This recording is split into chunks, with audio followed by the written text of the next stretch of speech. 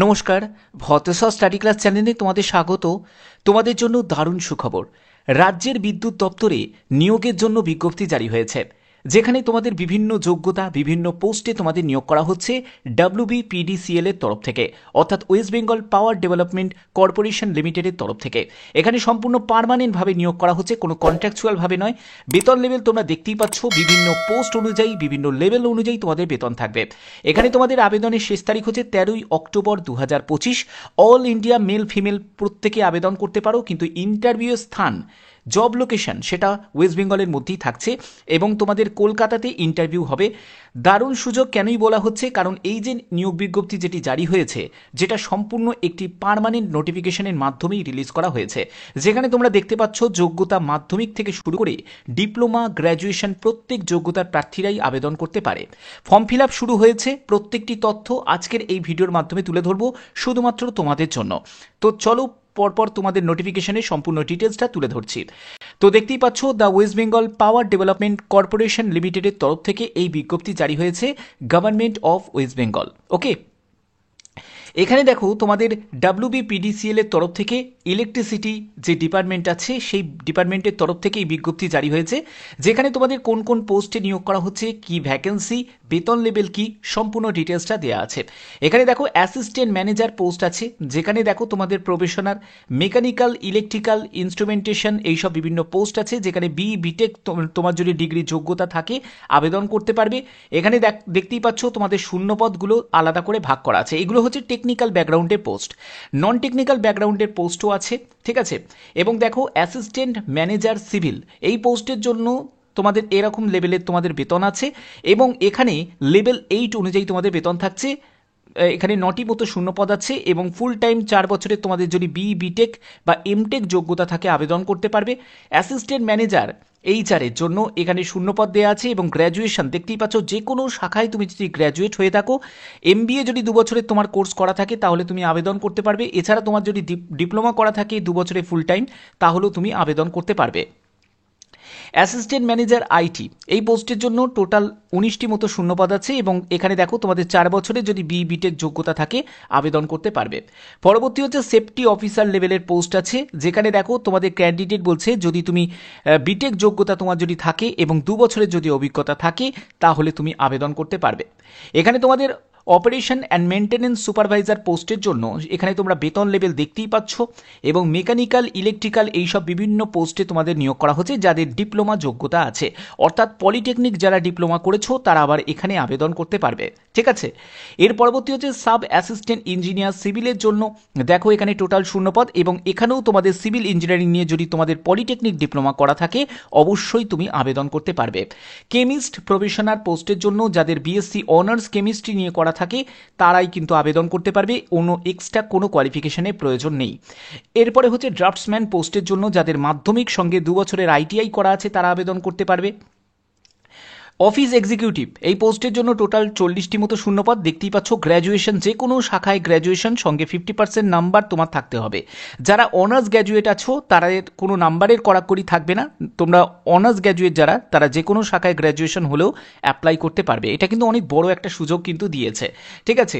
এর পরবর্তী হচ্ছে তোমাদের অপারেশন টেকনিশিয়ান পোস্টের জন্য। দেখো এইরকম তোমাদের বেতন লেভেল আছে। ফিটার পোস্টের জন্য 140টি মতো শূন্যপদ, যেখানে মাধ্যমিক সঙ্গে যদি তোমার 2 বছরের ITI করা থাকে আবেদন করতে পারবে। ইলেকট্রিশিয়ান পোস্টের জন্য তোমাদের মাধ্যমিক সঙ্গে 2 বছরের যদি ITI করা থাকে আবেদন করতে পারবে। এছাড়া তোমাদের দেখো অ্যাসিস্ট্যান্ট টিচার পোস্টের জন্যও নিয়োগ করা হচ্ছে। Sanskrit education, English, biology, mathematics, history, physical education, বেঙ্গলির জন্য আছে। জিওগ্রাফি, ফিজিক্স, কেমিস্ট্রি, ফিলোসফি এইসব পোস্টের জন্যও আছে। এখানে দেখো তোমার যদি অনার্স গ্র্যাজুয়েট যদি তুমি হয়ে থাকো বা মাস্টার গ্র্যাজুয়েট যদি হয়ে থাকো 50% নাম্বার নিয়ে, তাহলে তুমি আবেদন করতে পারবে। সঙ্গে তোমাদের অবশ্যই BEd যোগ্যতার প্রয়োজন আছে, ওকে।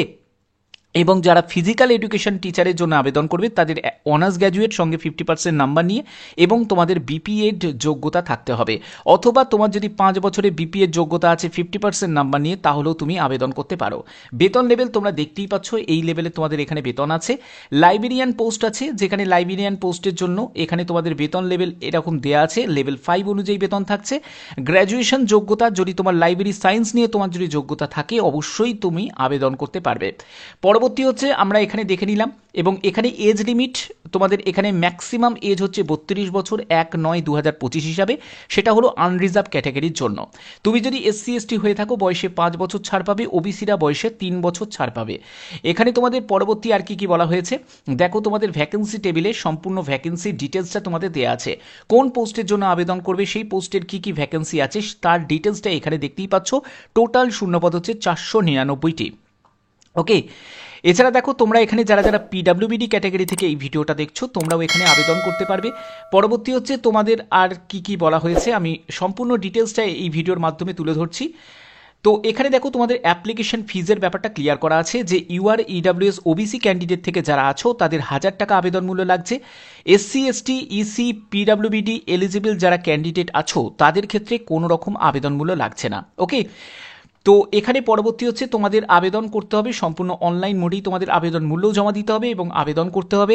পরবর্তী হচ্ছে তোমাদের 22 সেপ্টেম্বর থেকে তোমাদের আবেদন শুরু হচ্ছে, মানে কালকে থেকে তোমরা আবেদন করতে পারবে 13 অক্টোবর পর্যন্ত। আবার বলে দিচ্ছি, কালকে থেকে তোমরা আবেদন করতে পারবে। আজকে এই ভিডিওটা আমি 21 তারিখে দিচ্ছি, 22 তারিখ থেকেই তোমরা আবেদন করতে পারবে এবং তোমাদের কেরিয়ার সেকশানে ভিজিট করবে, সেখান থেকেই তোমরা এই নোটিফিকেশনটা পেয়ে যাবে এবং তোমরা আবেদন করার লিঙ্কটা তোমরা পেয়ে যাবে। ওকে, এবং এখানে পরবর্তী দেখো সিলেকশন প্রসেস, এখানে অবশ্যই তোমাদের টেস্ট অফ ভার্নিকুলার অর্থাৎ বেঙ্গলি নেপালি ল্যাঙ্গুয়েজের ওপর কিন্তু তোমাদের একটা টেস্ট কিন্তু নেওয়া হবে, অর্থাৎ ল্যাঙ্গুয়েজ টেস্ট তোমাদের থাকছে, বাংলায় লিখতে পড়তে বলতে জানতে হবে। এটা কিন্তু একটা প্রাইমারি যে কন্ডিশন সেটা কিন্তু তোমাদের থাকছে, যেখানে তোমার 10 মার্কস থাকছে। ওকে, বাইরের স্টেট থেকে অ্যাপ্লাই নিশ্চয়ই করতে পারো, কিন্তু এখানে কন্ডিশন কিন্তু বাংলা বা যে লোকাল ল্যাঙ্গুয়েজ মানে যেই রাজ্যে তুমি অ্যাপ্লাই করছো অর্থাৎ ওয়েস্ট বেঙ্গলে, সেই ভাষা কিন্তু তোমার জানাটা দরকার। ওকে, আচ্ছা, এর পরবর্তী আর কি বলা হয়েছে, সিলেকশন প্রসেস। সিলেকশনের জন্য তোমাদের একটি CBT এক্সাম হবে এবং পরবর্তী একটি ইন্টারভিউ হবে, এবং দুটোকে কম্বাইন করে তোমাদের মেরিট প্রিপেয়ার হবে। CBTর জন্য দেখতেই পাচ্ছ প্রথমে একটি CBT রিটিন এক্সাম হচ্ছে, 100 তোমাদের মার্কসের পরীক্ষা হচ্ছে, সেখান থেকে 70% নেওয়া হবে। আর ইন্টারভিউ হবে, সেটাও 100 মার্কসের, সেখান থেকে 30% নেওয়া হবে। এই দুটোকে কম্বাইন করে তোমাদের 100% করা হবে 200-র মধ্যে, টোটাল 200-র মধ্যে। ওকে, আচ্ছা, এর পরবর্তী হচ্ছে তোমাদের ইন্টারভিউয়ের যে স্থান সেটা হলো কলকাতা। দেখতেই পাচ্ছ কলকাতাতে হচ্ছে তোমাদের ইন্টারভিউয়ের স্থান।